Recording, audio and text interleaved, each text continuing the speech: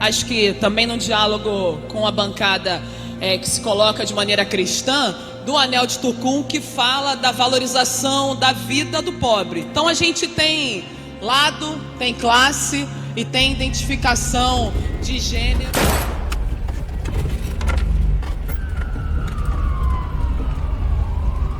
Morreu no Rio de Janeiro a vereadora Marielle Franco.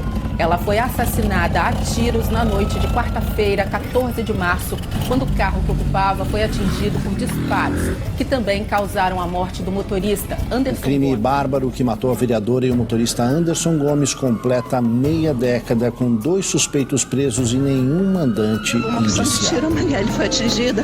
Eu tô nervosa, mas eu tô bem. Foram vários tiros. A polícia identificou que a munição que matou a vereadora Marielle Franco foi vendida para a Polícia Federal de Brasília em dezembro de 2006. Comoção nacional. O assassinato da vereadora Marielle Franco do PSOL sensibilizou o país. Marielle, e por quê? Estas 2 perguntas estão há 5 anos sem resposta. O Ministério da Justiça determinou a abertura de um inquérito da Polícia Federal sobre o assassinato da vereadora Marielle Franco e do motorista Anderson Gomes. Disse a ministra Aniele e a sua mãe que é uma questão de honra do Estado brasileiro empreender todos os esforços possíveis e cabíveis. E a Polícia Federal assim atuará. E é o seguinte, ela falava o tempo todo: avante pretas! Ela falava o tempo todo. Ela citou Angela Davis, ela citou Audre Lorde. Quando a vida das mulheres negras começarem a ter importância, o mundo será transformado.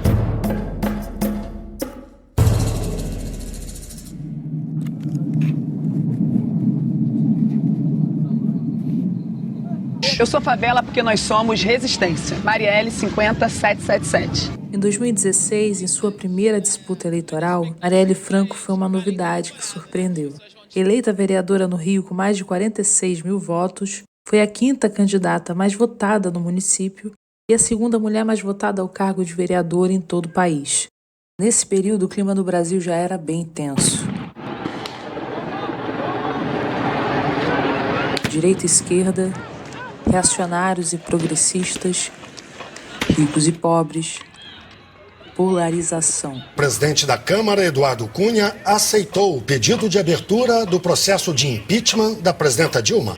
O golpe parlamentar, desfechado hoje por meio de uma farsa jurídica, me derruba do cargo para o qual fui eleita pelo povo. Pedindo a saída do presidente Michel Temer e contra as reformas da Previdência e Trabalhista.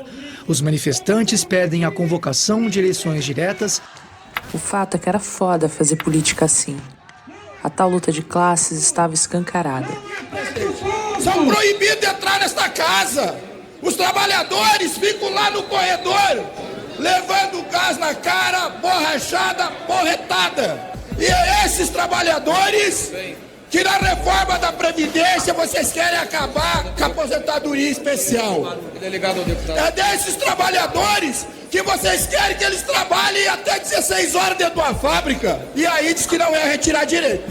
Se isso não é retirar direito, presidente, o que é então?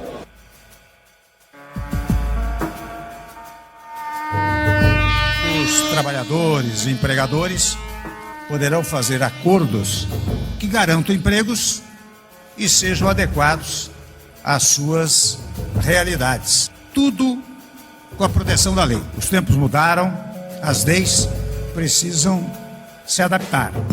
Este governo ilegítimo, imoral, ilegal e corrupto não tem o direito, não tem legitimidade para exigir sacrifício da classe trabalhadora. E a partir de agora, nós não podemos mais falar em crise. Nosso lema é ordem e progresso. No meio do caos, o governo Temer anuncia uma novidade polêmica. Você sabe que o crime organizado quase tomou conta do estado do Rio de Janeiro. É uma metástase que se espalha pelo país e ameaça a tranquilidade do nosso povo. Por isso, decretei hoje intervenção federal na segurança pública do Rio de Janeiro. Tomo medida extrema porque assim exigiram as circunstâncias. A esquerda reage. Tivemos um carnaval marcadamente anti-Temer. Tivemos Paraíso do Tuiuti. Tinha uma luta organizada contra a reforma da Previdência e eles sabiam que não tinham votos para aprovar a reforma da Previdência. Aí veio com essa medida. É uma jogada política dessa quadrilha que está instalada aí no poder. Essa medida atropelada, sem discussão, sem planejamento, ela não ajuda efetivamente na superação dos nossos graves problemas da insegurança pública. Ela tem um viés publicitário e eleitoral de um governo que estava sem pauta, muito impopular e continua. Nesse contexto, Marielle Franco passa a integrar a comissão criada na Câmara para monitorar os trabalhos da intervenção federal e se posiciona. A presidente do Instituto de Segurança Pública do ISP, doutora Joana, fala dos números, o qual não há justificativa para essa intervenção federal no estado do Rio de Janeiro. Eu vivi na Maré a intervenção militar por 14 meses. Os favelados e faveladas sabem exatamente o que é o barulho do tanque na sua porta. E onde é que vai ser realmente a intervenção? Quem sabe aonde a ponta do fuzil vai ser apontado? Eu quero saber se os legisladores dessa casa, do estado do Rio de Janeiro, por exemplo, os deputados estaduais, estão tranquilos com a retirada de direitos. Que processo democrático é esse?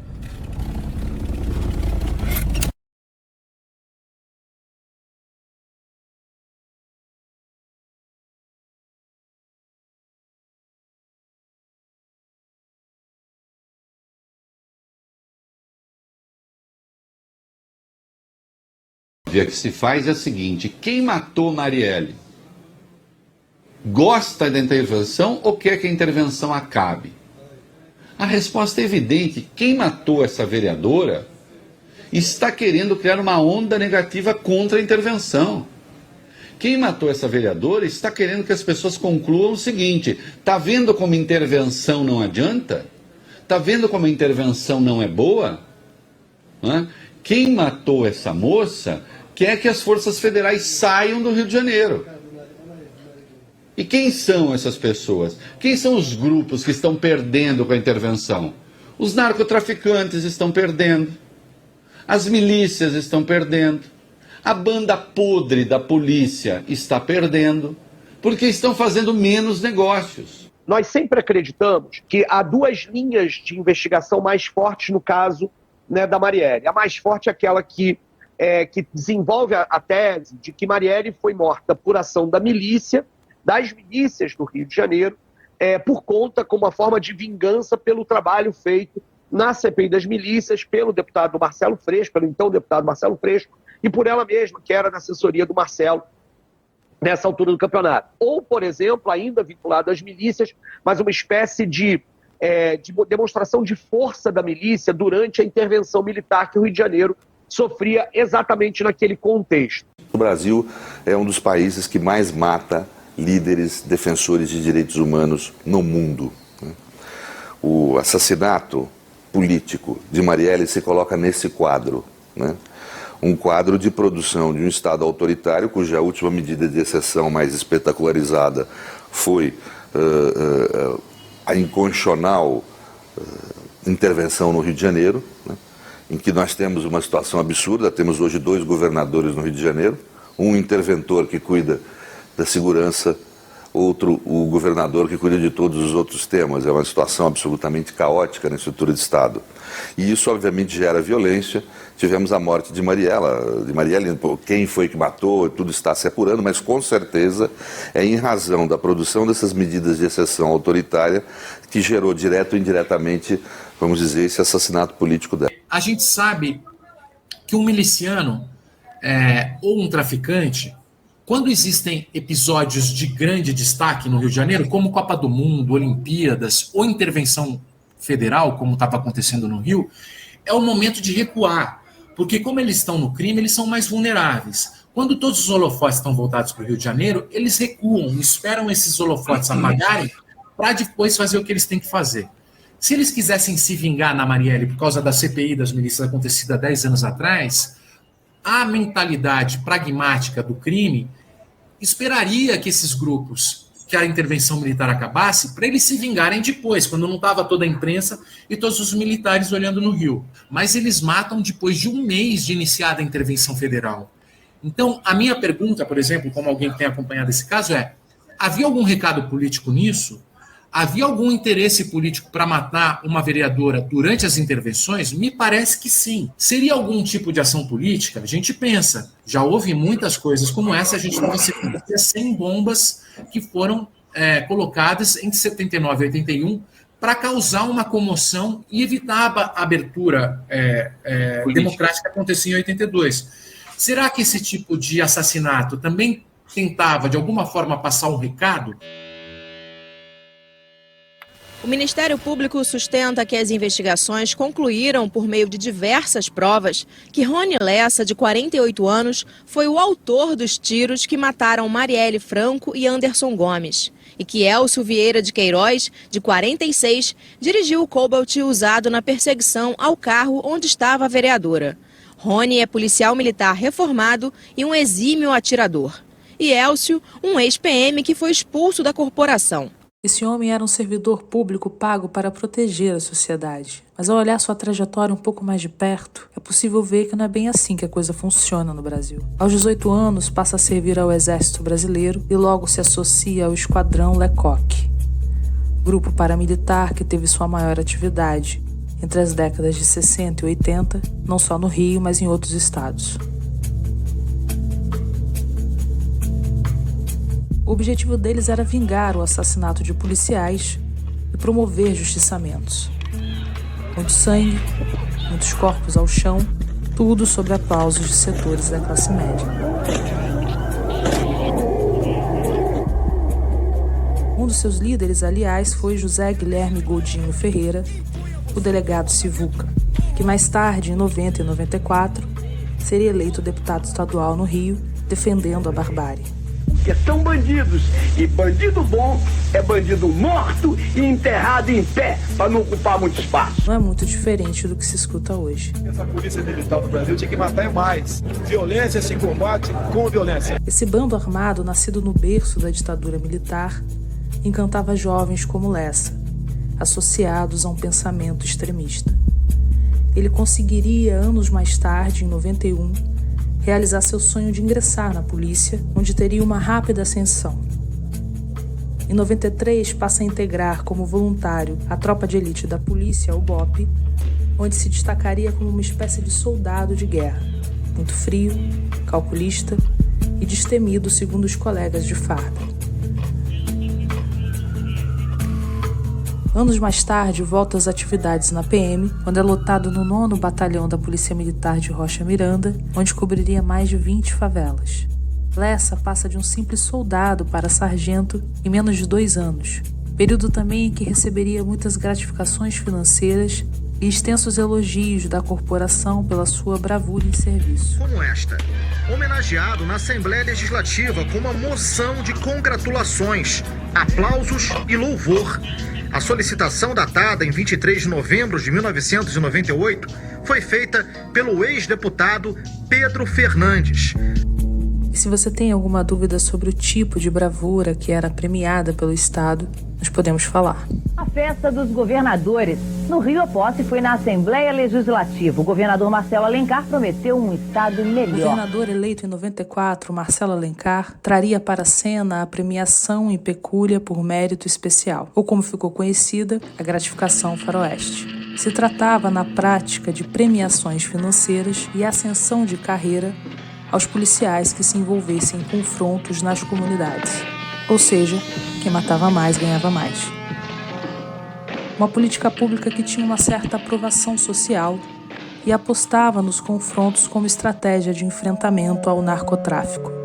O resultado, claro, foi o aumento de mortes nas periferias, aquilo que constava nos relatórios oficiais como autos de resistência. Assim, os agentes de segurança ganhavam até 150% de acréscimo no valor do salário e os favelados ganhavam uma guerra particular nas redondezas de casa.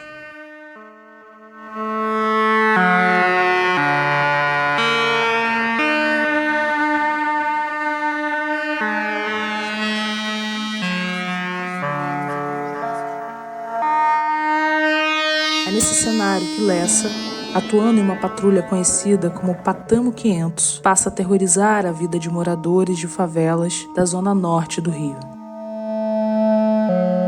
Segundo noticiado pela imprensa, em 5 anos, Lessa e seus colegas participaram de ocorrências que terminariam em pelo menos 22 mortes, 2 vítimas feridas após uma sessão de tortura e o desaparecimento de um homem após ser colocado no xadrez da viatura. Você vai ver no próximo bloco a patrulha da cidade contra o crime. Não é exagero dizer que o 9º Batalhão da PM Carioca foi uma verdadeira escola de crime. É de lá que saíram os policiais responsáveis pela chacina de Vigário Geral, em 93, quando 21 pessoas foram brutalmente assassinadas, entre elas 8 evangélicos de uma mesma família, além de trabalhadores que nunca haviam tido ligação com o crime organizado. O nosso medo aqui é da polícia. Pessoas comuns que foram eliminadas a sangue frio pelas mãos de criminosos fardados. Também é desse batalhão que sai o tenente-coronel, na época capitão e comandante direto de Lessa, que anos depois viria a ser condenado por mandar matar a juíza Patrícia Scioli, uma juíza que atuava justamente contra a corrupção policial, especialmente no combate às atividades das milícias. Identificou vários criminosos, entre eles policiais militares.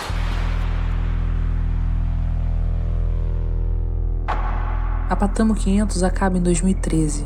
Sobre a ótica do Estado brasileiro, seus integrantes mereciam ser promovidos. Lessa, por exemplo, passa a trabalhar emprestado para a Polícia Civil, onde teria várias regalias. O sujeito que fazia praticamente o que queria nas ruas, agora tem mais liberdade, mais acesso a armas e receberia mais por isso. Segundo as investigações, é lá pelo ano de 2006, possivelmente, que o PM inicia sua trajetória como matador de aluguel.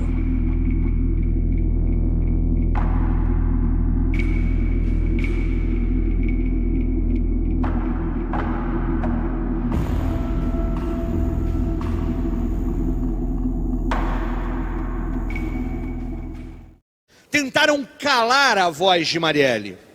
Alguém planejou com tempo, seguiu, contratou pessoas, escolheu a arma, escolheu o momento e executou Marielle. É disso que se trata a dimensão que estamos falando aqui, porque ela de fato estava representando uma ameaça para determinados interesses estabelecidos no Rio de Janeiro. Que interesses são esses? Aqui reside a pergunta não respondida ainda. Quais foram os interesses que de fato Marielle ameaçou? A trajetória política da Marielle coloca de que ela de fato ela simbolizava uma ameaça a interesses poderosos pelo próprio fato da existência dela. Uma mulher negra, favelada, lésbica, socialista, com a projeção que tinha. Mas me parece que é possível que a gente precise chegar a uma definição ainda mais precisa sobre quem foi que mandou matar Marielle. Quem foi que tentou calar a voz dela.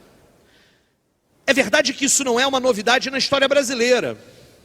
Chico Mendes, Padre Josimo, Irmã Dorothy, Cícero Guedes, liderança do MST aqui em Campos, Patrícia Scioli, a juíza que foi assassinada na porta de casa. Nós temos uma história e um histórico de execuções políticas no Brasil. O que acontece é que era fácil entender, embora muito difícil de aceitar, mas era fácil entender que Chico Mendes foi morto pelos latifundiários no Acre, que a liderança dele, que o movimento dele ameaçavam. Patrícia Scioli foi morta por aqueles em que ela estava processando, ligados lá ao batalhão de São Gonçalo. Quem matou Marielle? Você não precisa ser a favor das pautas da Marielle. Agora, diante de uma mulher brutalmente assassinada, da maneira como foi, se você não está profundamente preocupado ou indignado com isso, você está do lado errado. Não é ser de esquerda ou de direita para tomar partido nessa luta. É você estar do lado da democracia versus a barbárie. É isso que está em disputa.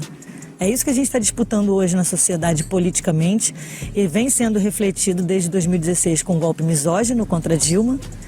E em 2018, uma aula de história com uma vereadora brutalmente assassinada na capital do Rio de Janeiro. Depois, um presidente sendo um preso político para ser retirado do processo eleitoral.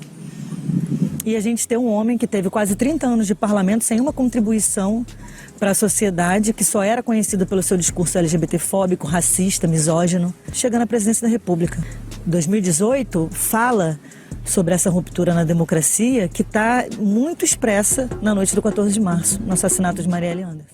Olá, Rosena, boa noite. O ministro da Segurança, Raul Jungmann, esteve hoje na sede da Polícia Rodoviária Federal aqui no Rio de Janeiro e confirmou esta informação de que a principal suspeita da polícia para o assassinato da vereadora Marielle Franco e do motorista Anderson Gomes é de que esse crime foi cometido por milicianos. Lembrando que Marielle ajudou o deputado estadual Marcelo Freixo durante a CPI das milícias. O filme Tropa de Elite 2, lançado em 2010, conta uma história até então não muito conhecida para quem não vive no Rio de Janeiro. Na película de José Padilha, podemos acompanhar a formação das milícias. Calma, gente. Hoje é no amor, hoje é no amor. E festa, porque hoje se completam 4 anos do nosso centro comunitário de Rio das Rochas. Rio das Rochas no filme, Rio das Pedras na vida real. Ali está descrito muito da realidade subterrânea que fez os capitães do mato da modernidade escalarem a um outro patamar, se aproveitando do poder armado para dominar economicamente regiões da cidade e se estabelecer também como força política. Nos últimos 16 anos, o domínio das milícias em território no Grande Rio aumentou 5 vezes, se igualando ao tráfico de drogas. Hoje, metade das áreas controladas por grupos armados está nas mãos de milicianos. Nós estamos falando de policiais na ativa e alguns inativos que dominam um determinado território pelo poder das armas, pela força, impondo taxações ilegais a todas as atividades econômicas praticadas nesse espaço que está sob seu controle. Todas as atividades econômicas que vocês possam imaginar, impondo monopólio. Então, por exemplo, na venda de gás, é preciso comprar naquela loja da milícia, com preço elevado, imposto artificialmente pela milícia. Então você tinha os crimes correlatos da milícia, que era o transporte alternativo, dá dinheiro, você tem a segurança clandestina, expansão imobiliária, tudo se percebeu que ali, cada vez mais dá dinheiro. E quando você dá dinheiro, começa a ter brigas internas e brigas externas querendo tomar. Há pouco mais de um mês da eleição, a onda de crimes contra políticos na Baixada Fluminense preocupa as autoridades. As investigações revelam o envolvimento de milicianos. A reportagem é de Beth Lucchesi e Márcia Brasil. Muitos crimes no intervalo de tempo curto demais. 13 candidatos a vereador da Baixada Fluminense foram assassinados em apenas 9 meses. Os investigadores desvendaram que a grande maioria dessas mortes teve motivação política. Quem desobedece morre. Sofre suplícios, torturas ou morre. Há uma, entre aspas, justiça local. A milícia, ela desde o seu início, já lá na década de 60, quando eram apenas esquadrões da morte, grupos de extermínio, a milícia sempre lançou mão do seu poder articulado dentro do Estado, que lhe deu uma estrutura de força, uma estrutura política e uma base econômica incomparável com qualquer outro grupo criminoso hoje existente no Brasil. Veja, nós estamos falando de policiais, homens maduros, com mais experiência, com mais conhecimento. Eles perceberam que eles podiam se candidatar diretamente, não só vender voto, vender acesso, se candidatar e se impor, atemorizando a população, dizendo que teriam acesso aos votos, seriam capazes de descobrir quem votou em quem, etc. E dessa forma garantindo suas próprias eleições e reeleições. Então começaram a penetrar diretamente o mundo político. Isso não é ausência do Estado, isso é o pior, é a forma do Estado se fazer presente. Não é ausência de política, essa é a política. Agora que não resta dúvida de como funcionam as milícias, vamos partir para a etapa mais intrigante da investigação. Alguns fatos que relataremos aqui não foram devidamente noticiados ou passaram despercebidos para muita gente. Mas de antemão precisamos dizer que todos são inocentes até que se prove o contrário. Bem, seria impossível fazer um dossiê do caso Marielle sem falar dele e dele. Um é ex-presidente do Brasil, o principal representante da extrema-direita no país hoje. O outro era um poderoso miliciano que comandava o escritório do crime, grupo de assassinos de aluguel formado por policiais e ex-policiais. Ambos são peças importantes nesse quebra-cabeça. Eu vou explicar. Adriano da Nóbrega era testemunha-chave do caso Marielle. Ele teria recebido a proposta de executar a vereadora antes mesmo de Rony Lessa topar o serviço. O miliciano teria recusado a proposta por temer possíveis desdobramentos. Afinal, executar uma parlamentar da Câmara do Rio chamaria muita atenção. Essa é a versão da viúva dele, a Júlia Lutufo. A Júlia contou que tempos antes dos assassinatos, o ex-capitão do BOPE foi procurado para executá-la, com o pretexto de que o trabalho da vereadora estaria atrapalhando os negócios da milícia nas comunidades Gardênia Azul e Rio das Pedras, na zona oeste do Rio, onde atuava o ex-PM. É interessante notar que o histórico de criminalidade do Adriano da Nóbrega guarda similaridade com a história do Rony Lessa. Ambos têm passagem pelo BOPE, além de terem, em momentos diferentes, prestado serviço para a máfia do jogo do bicho. Mas diferente de Lessa, o capitão Adriano foi descoberto e expulso da corporação em 2014, exatamente por essa razão. E é claro, a expulsão da polícia não faria recuar nem um só milímetro. Mas, pelo contrário, em pouco tempo, ele e seu bando armado passariam a dominar setores econômicos de Rio das Pedras e Muzema, na zona oeste do Rio de Janeiro, lucrando tanto na grilagem de terra, com construção, venda e locação ilegais de imóveis, por exemplo, como também com a exploração de caça-níqueis, agiotagem e assassinatos por encomenda. No dia 9 de fevereiro de 2020, Adriano da Nóbrega é assassinado pela polícia baiana em uma suposta troca de tiros. Ele foi morto pela polícia baiana neste domingo, né? E ele temia aí ser alvo de queima de arquivo. Quem está dizendo isso é inclusive o advogado dele, o Paulo Emílio Cata Preta, né? E diz que avisou aí do medo, né? De que a polícia quisesse matá-lo e não prendê-lo. É no mínimo estranho que alguém que supostamente sabia demais tenha morrido assim, em um cenário tão suspeito. Por falar em suspeito, a ligação de Adriano da Nóbrega e a família Bolsonaro também chamam a atenção. Maio de 2003, na Cidade de Deus, um técnico de refrigeração foi morto numa operação policial. Quem são os dois policiais que mataram esse técnico de refrigeração? Adriano da Nóbrega, depois se tornou um dos maiores bandidos da história do Rio de Janeiro, e Fabrício Queiroz. Trabalhavam juntos no 18º Batalhão, amigos de longa data. Em outubro de 2003, 5 meses após o assassinato, o então deputado Flávio Bolsonaro apresenta uma moção de louvor a Adriano da Nóbrega, o mesmo, assassinado no domingo. Flávio disse que Adriano desenvolveu a sua função com dedicação e brilhantismo. Palavras do então deputado Flávio Bolsonaro. Em janeiro de 2004, Adriano é preso pelo assassinato de um flanelinha que, na véspera do crime, havia denunciado um grupo de milicianos. 1 ano e meio depois, Flávio Bolsonaro concede medalha Tiradentes, a maior honraria da casa, a Adriano. No site do Intercept Brasil é possível chegar a uma matéria muito reveladora. A reportagem faz parte de uma série de matérias baseadas em escutas realizadas pelo Ministério Público do Rio de Janeiro. E é estarrecedor. Durante 11 dias após o assassinato do ex-policial, seus comparsas conversam com alguém identificado como, abre aspas, cara da casa de vidro, Jair e presidente. A reportagem segue, abre aspas, para fontes do Ministério Público do Rio de Janeiro, ouvidos na condição de anonimato, o conjunto de circunstâncias permite concluir que os nomes são referentes ao presidente Jair Bolsonaro. Fizeram contato com Jair, HN1, presidente, e cara da Casa de Vidro. Qual é a Casa de Vidro mais famosa do Brasil? O Palácio do Planalto.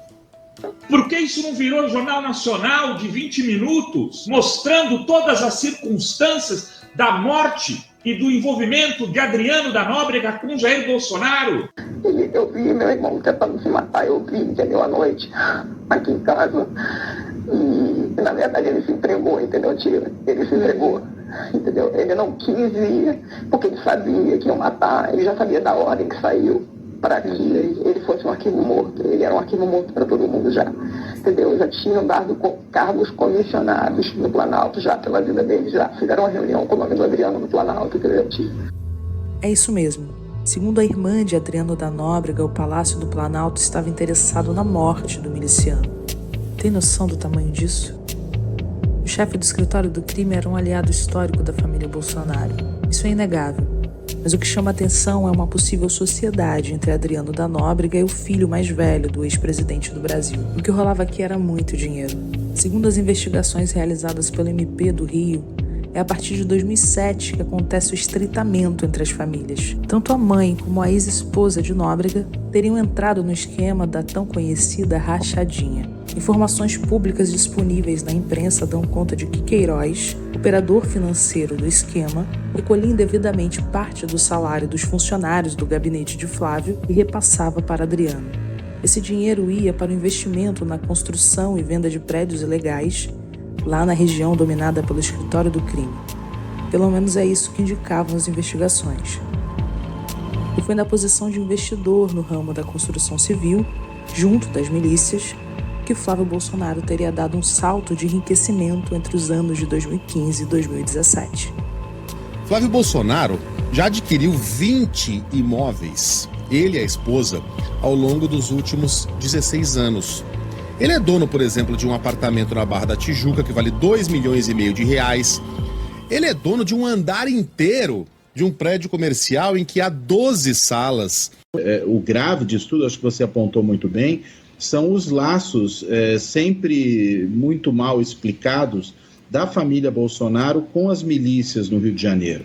Não só a homenagem, empregar a esposa, empregou também a mãe do miliciano que foi morto agora no gabinete do Flávio Bolsonaro. É uma estrutura pessoal, é uma estrutura familiar, é uma estrutura de intimidade, é uma estrutura de comunhão de valores, de princípios morais, que é pelo favor, que é pelo clientelismo, que faz com que um Adriano da Nóbrega diga para as pessoas lá em Rio das Pedras: você está com um problema para resolver, você não está conseguindo solucionar essa questão junto ao Estado, vai lá, fala com minha mãe, vai lá, fala com minha esposa no gabinete fulano de tal, né, do Flávio Bolsonaro, que nós vamos resolver as suas questões. Então, essa corrente construída de informações, de acessos, de estruturas de poder, isso é determinante para a composição também da milícia e para se chegar a essas figuras personalizadas. A investigação sobre as rachadinhas foi arquivada pelo Tribunal de Justiça do Rio, aquele tipo de benevolência do Estado que apenas os brasileiros ricos e poderosos podem experimentar.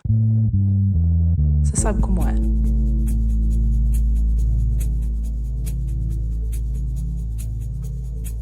Imagina essa menina denuncia o Bolsonaro. Fala, olha só, o meu ex lá tava todo dia com um fulano de tal. Não, ela vai foder o cara. Ok, pode até foder. Mas vão acabar com a vida dela de verde, amarelo, azul e branco. A denúncia da TV Globo foi reproduzida no site G1. Segundo a reportagem, o suspeito da morte de Marielle, Elcio Queiroz, se reuniu com outro acusado no condomínio de Bolsonaro antes do crime. Ao entrar, segundo o porteiro, Elcio Queiroz disse que ia para a casa do presidente. Fui surpreendido, agora há pouco, de uma matéria do Jornal Nacional sobre o depoimento de um porteiro de que no dia 14 de março do ano passado, às 17h10, um dos suspeitos de ter executado a Marielle teria se apresentado na portaria, ligado para minha casa, ou, no caso, o porteiro ter ligado para minha casa, e o porteiro reconheceu como sendo a voz minha nessa quarta-feira, 18 de outubro, às 17h10. Detalhe, quarta-feira, geralmente, o parlamentar está em Brasília. 17h10. Eu tenho registrado no painel eletrônico da Câmara presença às 17h41, ou seja, 31 minutos depois da entrada desse cidadão, desse elemento no condomínio, e tenho também 19h36. Esse processo está em segredo de justiça. Como chega na Globo? Quem vazou para a Globo? Segundo a Veja, está publicado aqui, quem vazou esse processo para a Globo foi o seu governador Witzel.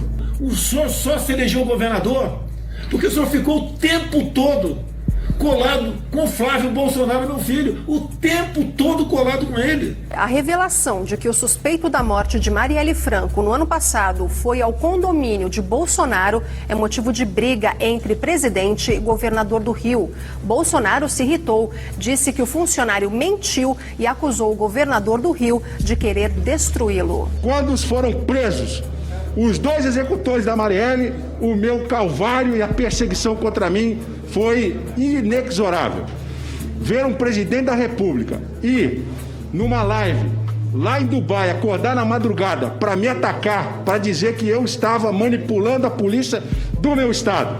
Ou seja, quantos crimes de responsabilidade esse homem vai ter que cometer até que alguém pare ele? O Ministério Público do Rio de Janeiro afirmou que o porteiro mentiu ao relacionar o nome de Jair Bolsonaro com um dos suspeitos de envolvimento no assassinato da vereadora Marielle Franco e do motorista dela. Na época, Lessa vivia na Casa 65. Próximo a ele fica a Residência 58, onde morava o então deputado federal Jair Bolsonaro. No dia 14 de março de 2018, Elcio foi ao condomínio e é autorizado a entrar. Mas o porteiro anota o número da casa do presidente na planilha. Por que o porteiro lançou o número 58? Aí essa questão está no claustro psíquico do porteiro. Pode ser por vários motivos. Esses motivos serão apurados.